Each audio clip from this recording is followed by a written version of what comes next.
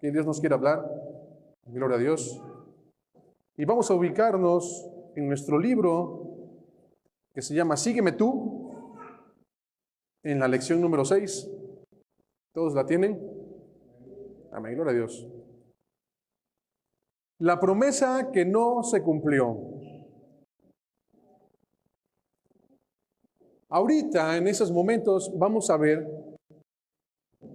de qué habla acerca de una promesa. Y está diciendo que esa promesa no se cumplió. Para que haya una promesa, tiene que haber una persona haciendo una promesa, comprometiéndose a algo, a hacer tal situación o tal cosa en determinado tiempo. Pero aquí vemos que dice que no se cumplió. ¿Por qué no se habrá cumplido? Bien, vamos a dirigirnos a Mateo 8, 19, 20, que va a ser el pasaje en el cual vamos, o está basada esta enseñanza, la promesa que no se cumplió. ¿Ya lo tienen, hermanos? Mateo 8, 19, 20. Y dice así: y vino un escriba y le dijo: Maestro, te seguiré a donde quiera que vayas. Jesús le dijo: las zorras tienen guaridas y las aves del cielo nidos, mas el Hijo del Hombre no tiene dónde recostar la cabeza. Así inicia esta lección. Un escriba va al encuentro del Señor y le dice: Maestro, te seguiré a donde quiera que vayas. Aquí ubicamos primeramente la promesa. Ubicamos quién la dice. ¿Qué dice? Vino un escriba. Un escriba. Viene de la boca de un escriba. ¿Y cuál es la promesa? Te seguiré a donde quiera que vayas. Y ese a donde quiera que vayas es a cualquier lugar, en cualquier momento, en cualquier tiempo y bajo las circunstancias que sean. ¿Hasta aquí estamos bien? Gloria a Dios. Ahora, para que podamos entender por qué no se cumplió esa promesa, tenemos que escudriñar las Escrituras y ver quién era esa persona que dice aquí que era un escriba.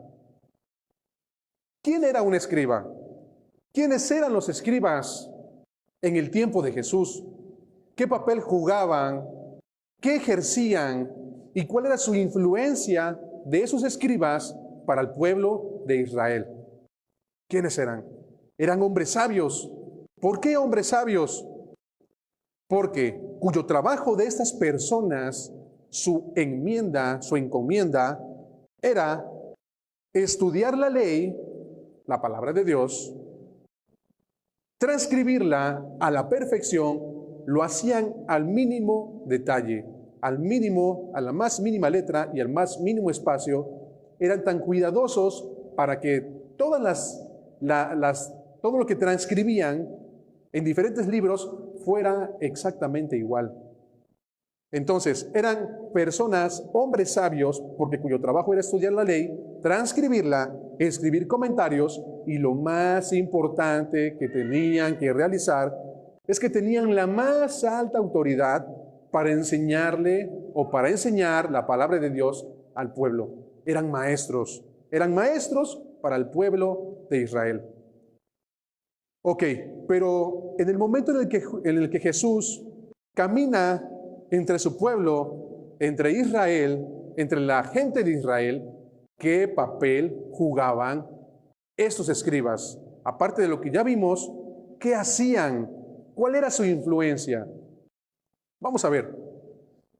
Dentro de lo más importante que debían realizar era enseñar al pueblo de Dios, como ya lo habíamos mencionado, cosa que hasta ahorita sigue siendo lo más importante.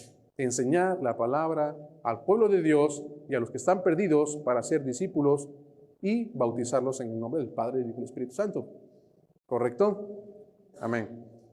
Ok, dentro de lo más importante que debían realizar era enseñar al pueblo de Dios la palabra viva y verdadera, cosa que no hacían con exactitud. ¿Dónde vemos esta verdad? Vamos a Marcos 1, 21. Marcos, yo les voy a estar leyendo, por favor síganme con su mirada. Marcos 1, 21. Y dice así la palabra del Señor. Como subtítulo dice, Jesús entra en Capernaum. Y dice así el 21. Entraron en Capernaum y enseguida, el día de reposo, Jesús entró en la sinagoga y comenzó a enseñar. Y se admiraban, también 22, y se admiraban de su enseñanza porque les enseñaba como quien tiene autoridad y no como los escribas. Esa visualización, esto se dio cuenta el pueblo de Dios, el pueblo de Israel, porque Jesús enseñaba como quien tiene autoridad y que dice, y no como los escribas. Es decir, no lo hacían correctamente como debiera ser. ¿Qué otra característica o qué otro papel jugaban que normalmente fueron un poco más de cosas negativas, que es lo que vamos a ver ahorita, para poder entender a qué estamos refiriéndonos sobre el escriba? ¿Sale? ¿A qué otra característica encontramos? Número 2. Siempre se les identificaba junto con la secta de los fariseos. Siempre estaban esos dos juntos, los escribas y los fariseos. Para esta verdad vamos a Mateo 5:20.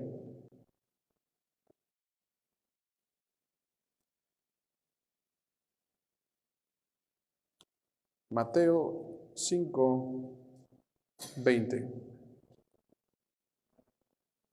Y dice así: porque les digo a ustedes que si su justicia no supera la de los escribas y fariseos, no entrarán en el reino de los cielos. Vamos a hacer referencia. Aquí estamos viendo que siempre se van a referir, o en muchos pasajes se refiere a los escribas con los fariseos. Vamos ahí mismo, Mateo 12:38.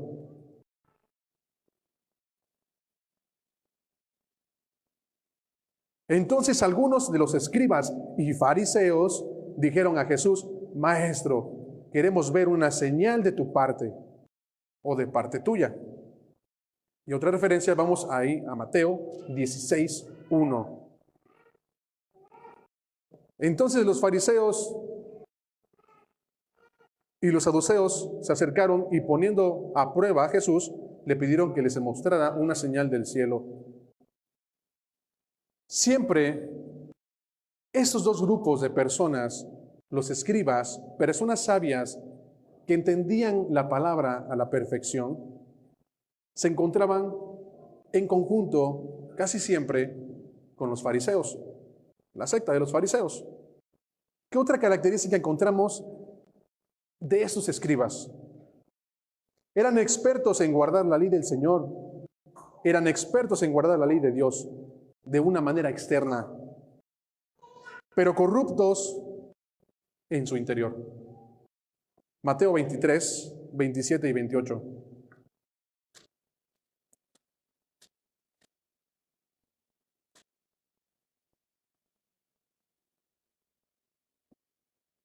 Y es aquí Jesús hablándoles. Ay de ustedes, escribas y fariseos, hipócritas, que son semejantes a sepulcros blanqueados. Por fuera lucen hermosos, pero por dentro están llenos de huesos de muertos y de toda inmundicia. Así también ustedes por fuera parecen justos a los hombres, pero por dentro están llenos de hipocresía y de iniquidad. Por fuera reflejaban una santidad en su vestimenta, en su comportamiento, en su hablar, pero eran sepulcros blanqueados. ¿Qué otra característica tenemos de esos fariseos? Estos añadían tradiciones humanas a la palabra de Dios, invalidándola por completo bajo sus propios preceptos. Mateo 15, 1-9.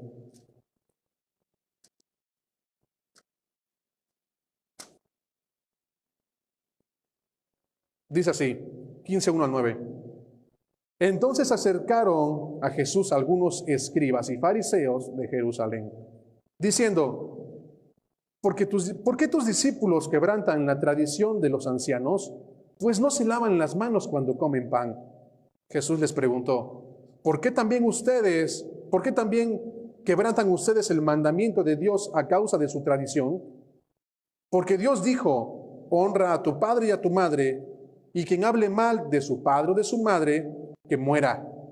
Pero ustedes dicen, cualquiera que diga a su padre o a su madre, es ofrenda a Dios todo lo mío con que pudieras ser ayudado, no necesitarán más honrar a su padre y a su madre.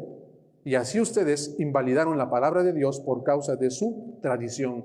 Hipócritas, bien profetizó Isaías de ustedes cuando dijo, este pueblo con los labios me honra, pero su corazón está muy lejos de mí, pues en vano me rinden culto, enseñando como doctrinas preceptos de hombres. Anteponían sus pensamientos, cambiando lo que Dios les había encomendado. Enseñaban tradiciones humanas que invalidaban la ley de Dios. ¿Por qué? Porque dice aquí que les decían, si tú le dices a tu padre y a tu madre, ¿sabes qué? No tengo con qué ayudarte porque todo con lo que te iba a ayudar es para la casa de Dios, ya no tengo nada, no tengo con qué ayudarte. Ellos decían que era válido y que así ya no honraras a tu padre y a tu madre. Y era todo lo contrario a lo que Dios se refería. Y que aún en ese tiempo se sigue refiriendo. ¿Qué otra característica tenían estos escribas? Eran elitistas, ególatras, con una mente errónea en la que se sentían superiores a comparación de todo el pueblo. Creían que quienes no creyeran y siguieran la ley, a como ellos la imponían, eran personas condenadas. Vamos a Juan 7, 37 al 49.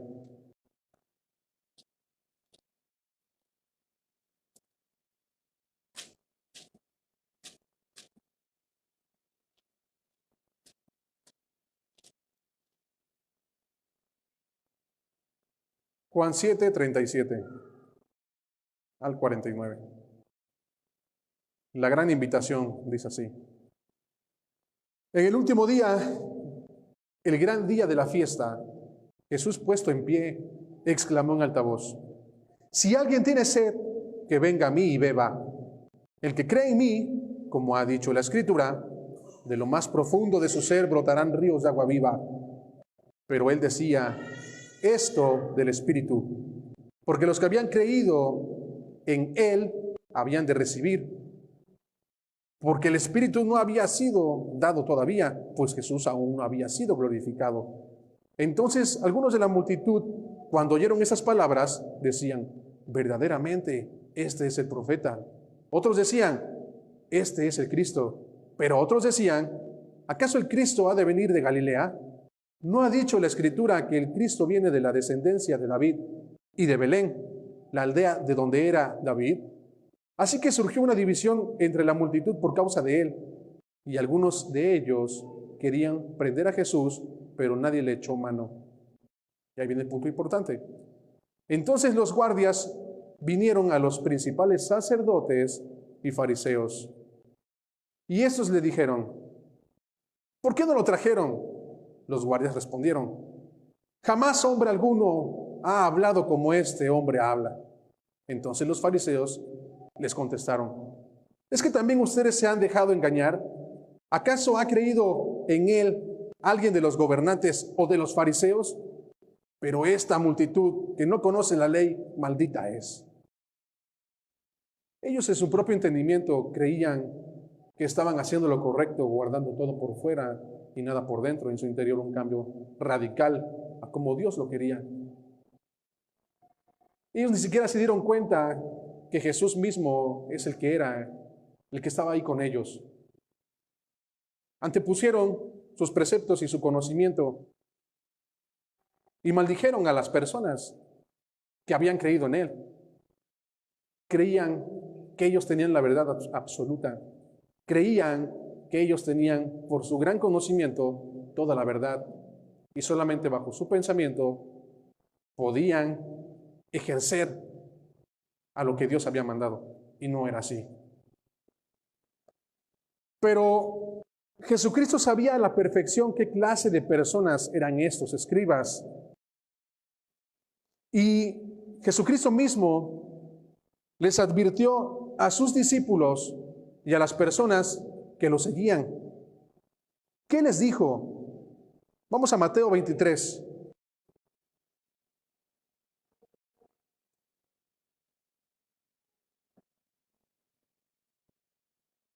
Mateo 23, 1 al 6. Entonces Jesús habló a la muchedumbre y a sus discípulos.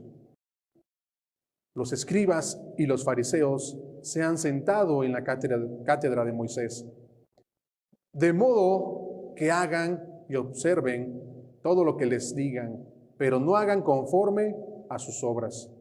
Porque ellos dicen y no hacen, atan cargas pesadas y difíciles de llevar y las ponen sobre las espaldas de los hombres, pero ellos ni con un dedo quieren moverlas, sino que hacen todas sus obras para ser vistos por los hombres, pues agrandan sus filacterias y alargan los adornos de sus mantas. Aman el lugar de honor en los banquetes y los primeros asientos en las sinagogas y los saludos respetuosos en las plazas y ser llamados por los hombres rabí. Pero ustedes no dejen que los llamen rabí, porque uno es su maestro y todos ustedes son hermanos. Y no llamen a nadie padre suyo en la tierra, porque uno es su Padre, el que está en los cielos.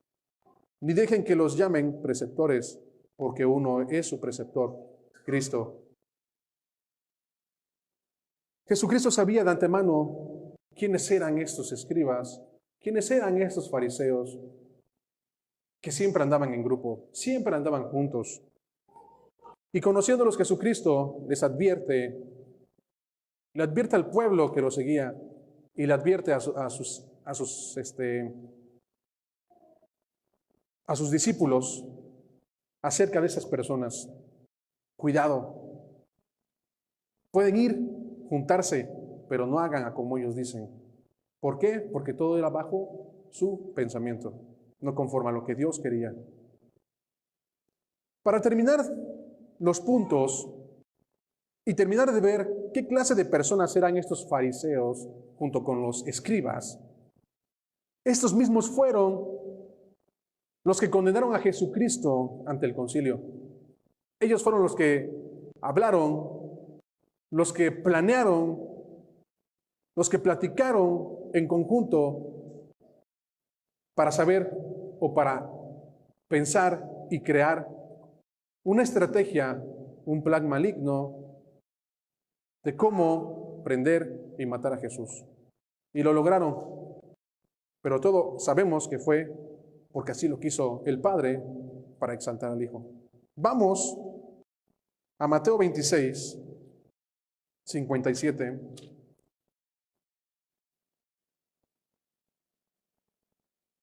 Dice así, Jesús ante el concilio. Los que prendieron a Jesús lo llevaron ante el sumo sacerdote, Caifás, donde estaban reunidos, ¿quiénes? Los escribas y los ancianos. Estos mismos, la élite de la élite, la crema innata que dirigía al pueblo de Israel, fueron los mismos y los primeros que rechazaron la palabra de Dios. Ellos mismos fueron los que condenaron a nuestro Señor Jesucristo. Vamos a Marcos 15.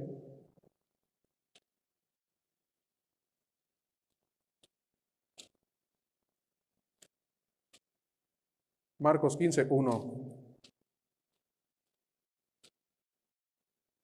Jesús ante Pilato. Muy de mañana, los principales sacerdotes prepararon enseguida una reunión con los ancianos, los escribas y todo el concilio, y atando a Jesús, lo llevaron y lo entregaron a Pilato. Vamos también a Lucas 22.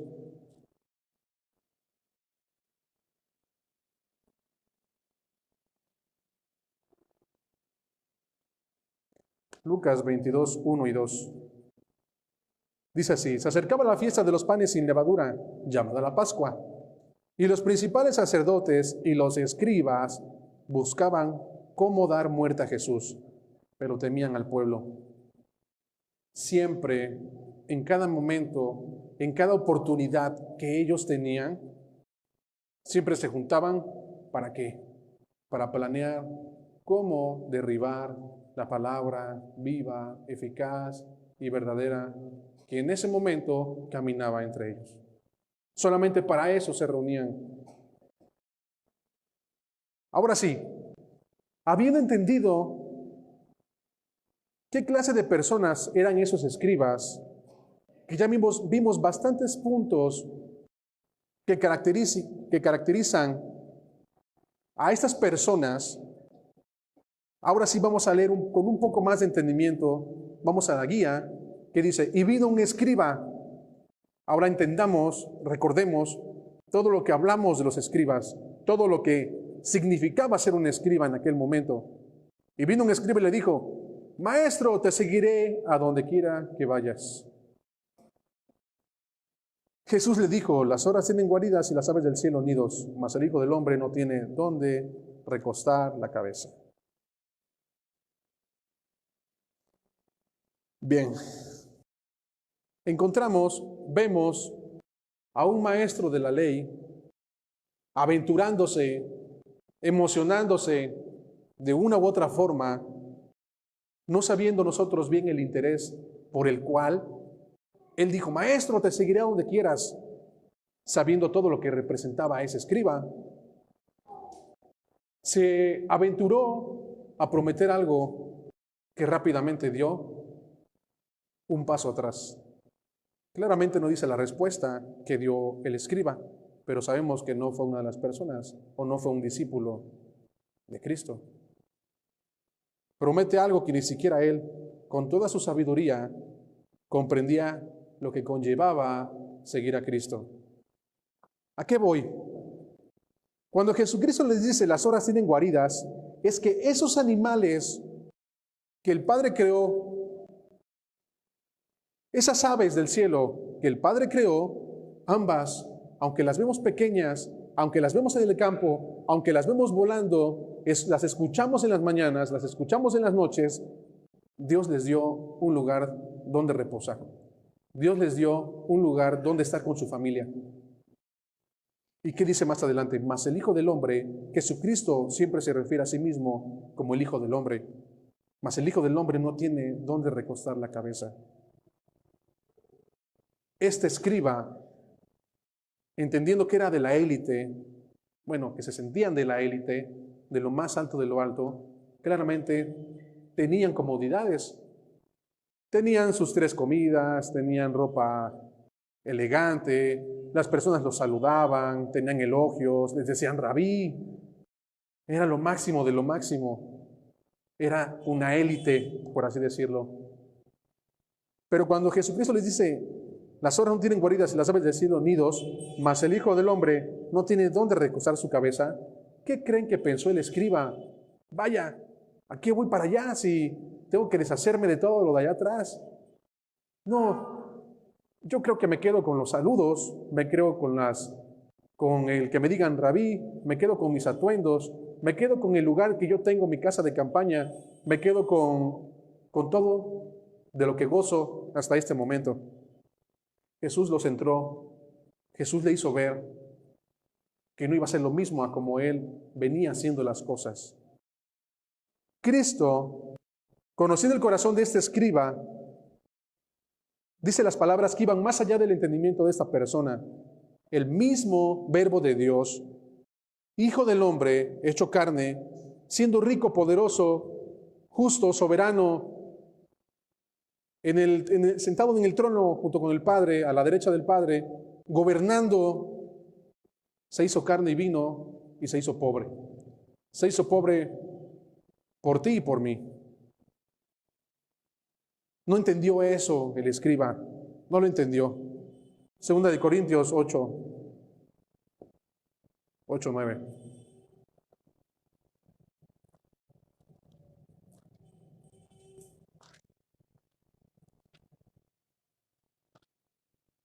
Segunda de Corintios 8:9.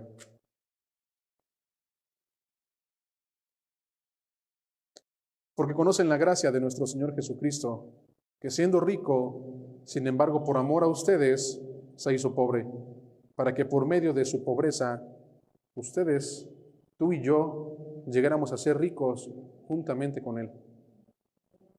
Todo lo soportó, todo lo vivió, todo lo sufrió, todo lo pasó, todo lo experimentó, porque era carne y a la vez Dios.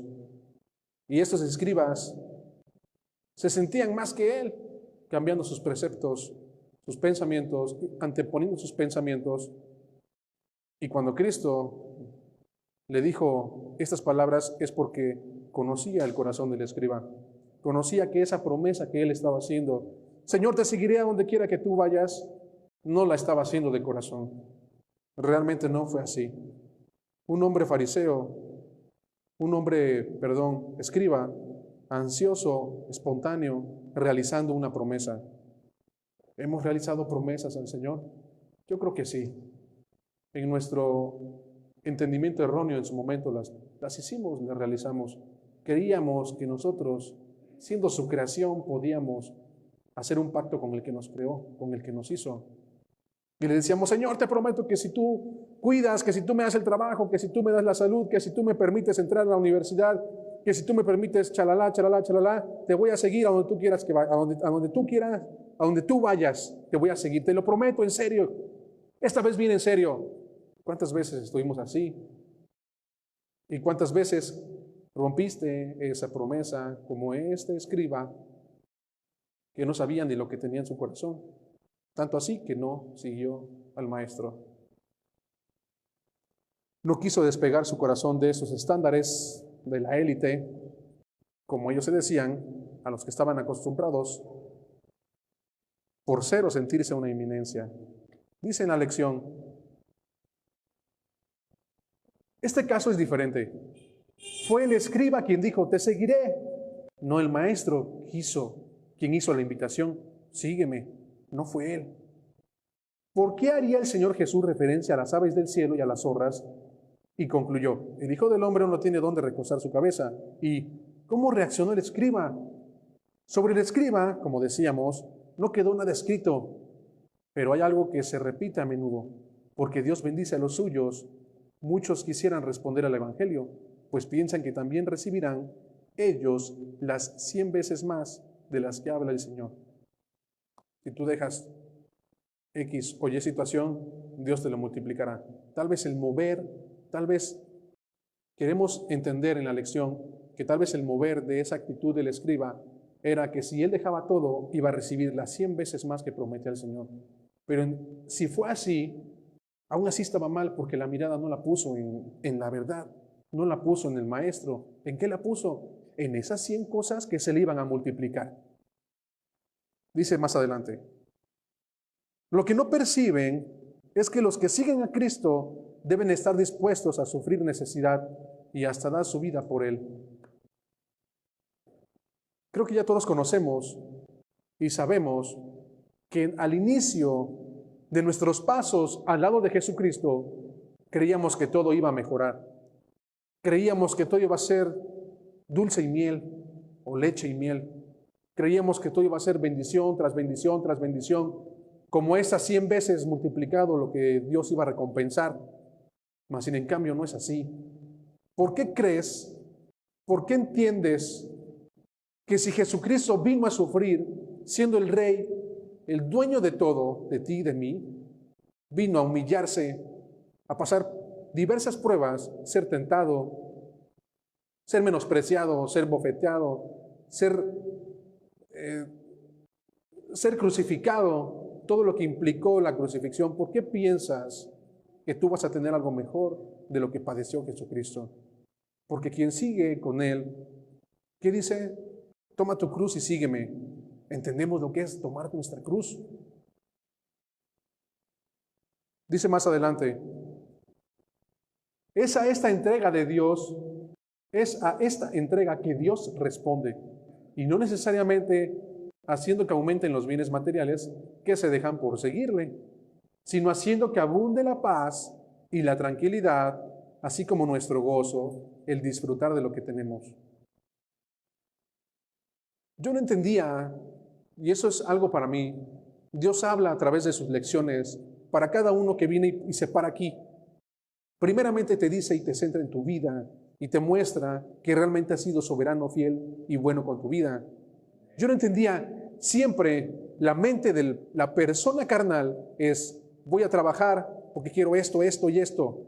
Tengo un carro, voy a trabajar para venderlo y tener un carro mejor, 2 carros, 3 carros, 4 casas, 5 casas, tener 3 refris llenos, tener 5 alacenas llenas, tener 4 pisos mi casa. Siempre es comer, comer, abundancia, abundancia, abundancia. Pero no nos damos cuenta que tras ese querer comprar, tener más y más, jamás llega la felicidad a base de cosas terrenales. Jamás, jamás va a suplir una felicidad o nuestra felicidad, algo que querramos con toda nuestra mente sobre algo terrenal. Jamás será así. Pero cuando entendemos la palabra de Dios, entendemos el propósito en el que venimos a estar aquí presentes, a estar aquí parados, a estar allá sentados cuando nos toca estar sentados, estar allá sirviendo, disfrutamos lo que Dios nos ha dado. Así sea un hermoso plato de frijoles con un huevito estrellado, así sea una langosta, así sea un filete, que tienes la oportunidad de ir a un restaurante y comprar un filete grande y darte un festín. En ambas situaciones siempre tiene que estar la alegría, el gozo y la gratitud del Señor, al Señor. Por eso es así, sino que haciendo que abunde la paz, la tranquilidad, así como nuestro gozo y disfrutar de lo que tenemos. Todas las mañanas procura, esfuérzate, así que como cuando te levantas y si doblas rodillas y haces esa oración al Padre, dando gracias porque te permitió abrir los ojos a ti y a tu familia. Cuando te sientes en tu sala, medita que estás sentado sobre una sala, que no estás sentado sobre un piso de tierra y que aunque así fuera, sería un piso de tierra que el Padre te está dando para que tú disfrutes. Entiende, medita en lo que Dios te ha dado, porque ha sido para que tengas tú una paz que Él te da y una tranquilidad que es la que Él te quiere dar, que es la que Él te da.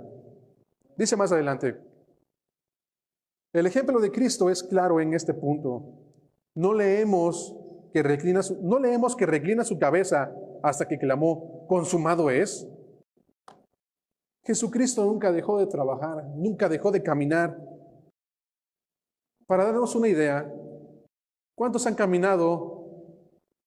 Voy a poner una distancia, de Soriana Circunvalación hasta Ixtaxotitlán, ida, regreso. ¿Cuántos? Yo creo que nadie, o son muy pocos los que han hecho eso. Jesucristo nunca dejó de caminar. Mas sin en cambio tú y yo podemos ir, regresar y llegar a un sillón, llegar a una sala, llegar a una casa donde beber agua, donde abrir el refrigerador y tener una tortita separada, tener un guisado, prender la televisión, ver el internet y desperdiciar el tiempo. Jesucristo nunca hizo eso. Jesucristo no descansó hasta que agachó la cabeza después de decir, consumado es. Y fue ahí cuando se sentó de todo el trabajo que vino a hacer para su gloria a la diestra del Padre. Dice más adelante, el evangelista Marcos no dice que se sentó hasta que lo hizo a la diestra de su Padre, habiendo terminado su trabajo que vino a hacer para ti y para mí. Entonces no pidamos ni esperemos algo diferente si hemos de tomar nuestra cruz y seguirle. No esperemos, palabras hay que entender. Entonces no pidamos ni esperemos algo diferente si hemos de tomar nuestra cruz y seguirle. ¿Hemos realmente tomado esa cruz? En tu entendimiento y lo que el Espíritu te ilumina, cuando estás padeciendo, ¿sabes que es porque has tomado tu cruz y le has seguido? Si es así, gloria a Dios. Y si no ha sido así, entonces toma en consideración esas palabras para que cuando te encuentres en la aflicción, no te hundas y te dejes tirado en el piso, en el hoyo, siguiendo revolcándote y cayendo más. Dale gloria a Dios, porque eso significa que te estás esforzando en su palabra, siempre y cuando tú sepas que lo haces. Si no, solamente nos estamos engañando. Entendamos, tomemos nuestra cruz y sigámosle. No esperemos recibir la multiplicación de bienes terrenales o de muchas otras cosas, porque ni Jesucristo mismo las tuvo. Muy bien. Antes de pasar a la lección, lo último de la enseñanza, creo que todos llevamos un estudio bastante bueno. Y yo te pregunto, y yo me preguntaba, ¿qué dice la lección 1? El llamado de 4 pescadores. Simón, Andrés, Jacobo y Juan. Simón, Andrés, Jacobo y Juan.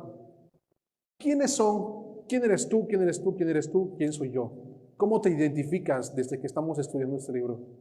¿Te identificas como Simón, Andrés, Jacobo y Juan, que dejaron las redes al llamado de Jesucristo? Lección número 2.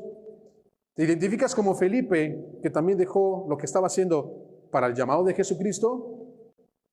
Lección número 3. Aquí está. ¿Te identificas como Mateo, que dejó todo y le siguió? Lección número 4.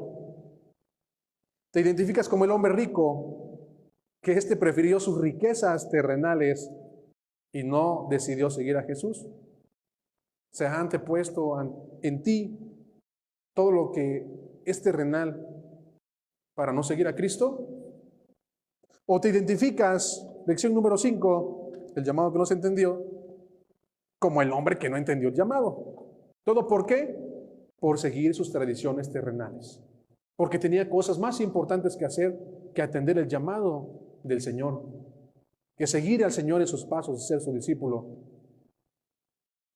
O, lo más fuerte, te identificas como ese escriba, erróneos en su propio entendimiento, anteponiendo sus propios pensamientos como una ley sobre el mandato, enseñando falsamente a las ovejas del Señor, aparentando una vida de santidad, pero en corrupción interior, juntándose para planear cómo destruir, en vez de juntarse para planear de cómo edificar. Así como Cristo alertó a sus discípulos diciéndole, tengan cuidado de estas personas, pueden juntarse, pero no participen de lo que hacen. Así hoy el Dios verdadero, Jesucristo, te dice a ti y nos advierte que no nos juntemos y ni siquiera pensemos en ser como los escribas. Debemos esforzarnos en la buena doctrina. Debemos esforzarnos en todo lo que compete, lo que nos manda a hacer la palabra de Dios.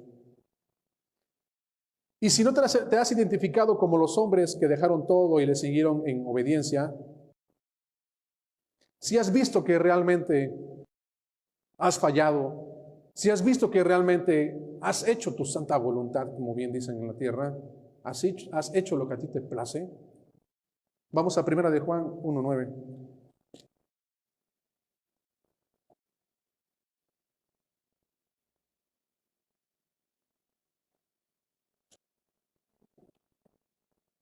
Dice así: si confesamos nuestros pecados, Él es fiel y justo para perdonarnos los pecados y para limpiarnos de toda maldad. Tu camino no se acaba si no has entendido el llamado del Señor. Tu camino no se acaba y no hay una pared que no se pueda derribar si has desobedecido al Señor. Tu camino no se acaba si has hecho lo malo delante de los ojos de Dios. Tu camino no se acaba. ¿Por qué? Porque no es por tu fuerza. Hayas hecho lo que hayas hecho. El Señor dice que Él es fiel y justo, que si confesamos, reconocemos, decimos, hablamos y confesamos ante su presencia que hemos pecado y que no hemos hecho lo que Él nos ha mandado hacer, Él es justo y fiel para perdonarnos.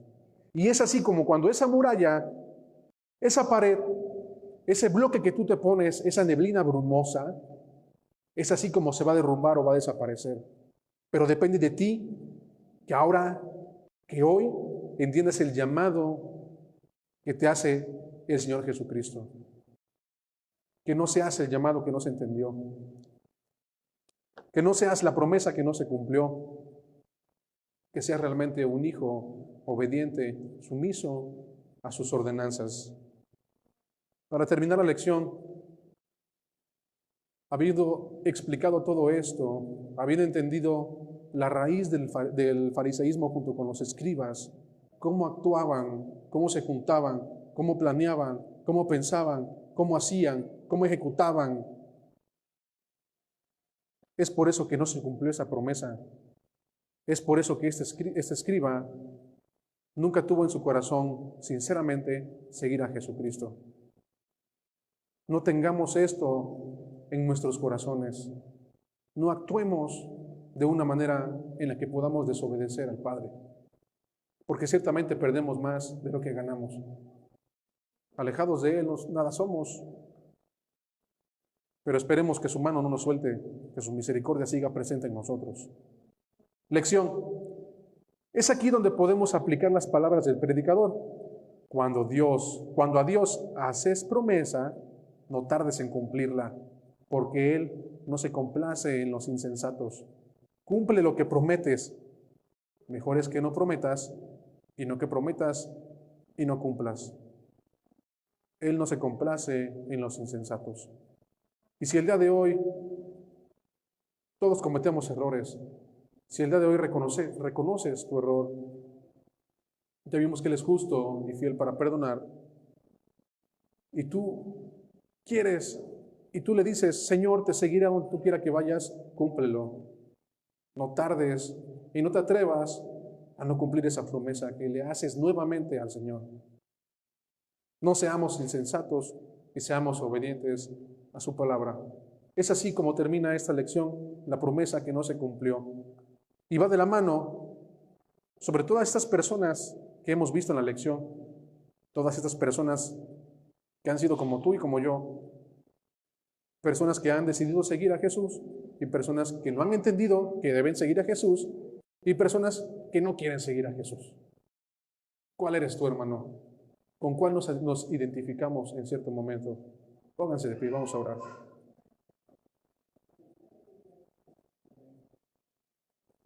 Bendito Padre Celestial, Jehová de los ejércitos, le damos gracias en nombre de su Hijo amado Cristo Jesús, que es Señor nuestro.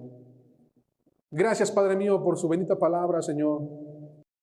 Le pido humildemente, Señor, que no deje que esta semilla caiga a un lado de la tierra, ni caiga sobre rocas, o que cuando venga el tornado sea arrancada porque no tiene raíces profundas, Señor. Sino que esta palabra, mi Dios, que es viva y verdadera, Señor, sea plantada en buena tierra, Señor. Danos el crecimiento, Señor, y en su debido momento que esos frutos de tu Espíritu se manifiesten en nuestras vidas, porque por sus frutos los conoceréis. Permite, Señor, que en nosotros crezcan frutos buenos, Señor, porque un mal árbol no da buenos frutos, ni viceversa, Señor. Perdónanos, oh Señor, si no hemos seguido tus pasos. Perdónanos, Padre mío, si no hemos entendido el llamado que tú nos has hecho. Perdónanos, Padre mío, si no hemos querido seguirte de todo corazón, Señor. Discúlpanos, Señor, y ayúdanos, tómanos de tu mano para poder hacer lo que tú nos has mandado hacer. Te pido que sigas con tu misericordia y no se acabe tu amor en nosotros, Señor. Te doy gracias por la vida de mis hermanos, porque tú eres el que edificas, mi Dios. Eres el que escudriña, y tu palabra misma, Señor, es la que penetra en nuestros corazones como una espada de doble filo. Haznos entender, Señor. No permitas que seamos como los escribas, necios, tercos en nuestro propio entendimiento. Que nuestro corazón sea quebrantado, Señor, por tu palabra. Sea restaurado cada día, en cada momento, y que tu palabra siempre sea fresca cada mañana, Señor. Permítanos buscarte de todo corazón y de todo entendimiento y ser gratos, que podamos ser gratos a tu presencia, Señor. Te doy gracias, mi Dios, por la vida de mis hermanos. Síguelos bendiciendo, Padre mío, grandemente como lo has hecho.